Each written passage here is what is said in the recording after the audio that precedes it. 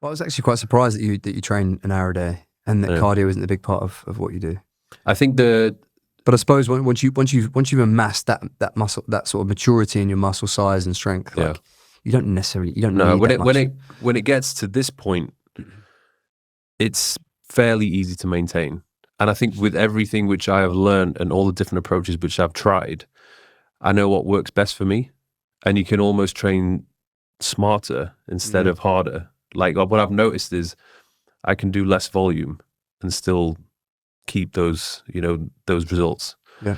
The cardio side of things, I walk a lot. And I've known that certainly when I go to places or when I travel, I'm doing a lot of walking. Like that just strips the fat off me. And I'm pretty strict and disciplined when it comes to eating food now. Like eating the desserts and things like that. It's just I know what it's going to do. Like just an unnecessary amount of calories, which I get a bit of pleasure from it. But then the next day I'll probably look a little bit fluffy. So I know what to do to get myself like dialed into that condition. But yeah, it's just the compounding effects. Like I do not have a week off. I cannot remember the last time I had a week off. Probably the last time I had a week off was when I had a hair transplant. That was it. Because they were telling me you fucking can't train. I was like, oh, all right.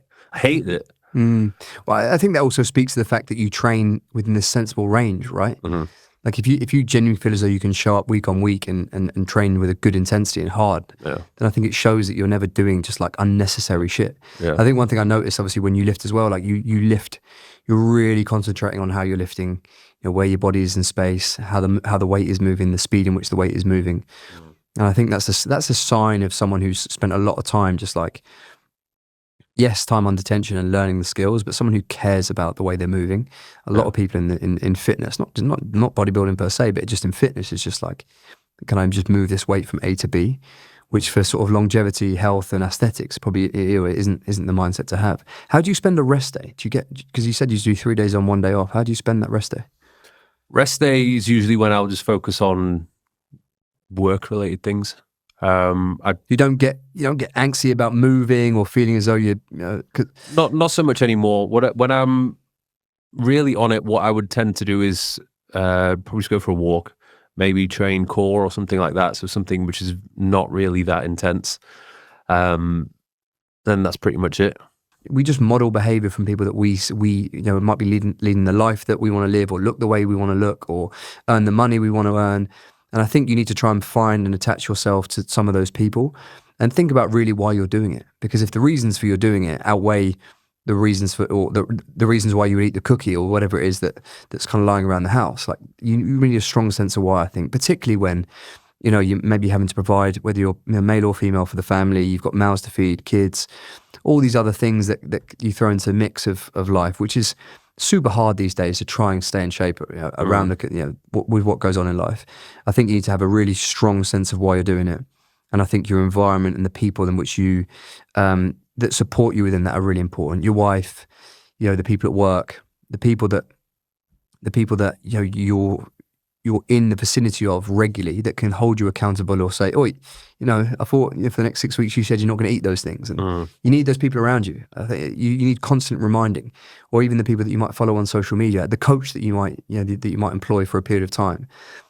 I think going the extra mile and spending a little bit of money on it, whether it's the coach, the training program, the gym membership, driving to the other gym because your friend trains there, like those little bits of hardship, time, effort, energy, money, are the difference, because you've got skin in the game, and so you're more willing to do the hard work, because it really isn't rocket science, right? It's like everyone knows what they should be doing, but they just can't create the environment to let it happen. And most people that I come up against, they don't want to spend the money on the coach or the training program. They don't want to invest the time or the effort. They just want to be told what to do, or they want it to be as simple as possible. Well, unfortunately, it's not. In practice, it's not easy. It's fucking hard to lose body fat in this day and age. And so the principle of a calorie deficit and going to the gym seems super simple, but people can't seem to do it. So you're just going to have to be willing to save a bit of money, find a chunk of time, and find the energy by taking energy from somewhere else which isn't serving you, and just deploy it into 6 to 8 weeks of doing this thing. And once you get that bit of momentum, you know as well as I do, like you start to lift a few more kilos, the scales go down, you see that little striation potentially, or that bit of your body that didn't look a certain way. That's what breeds momentum and confidence to fucking keep going with it.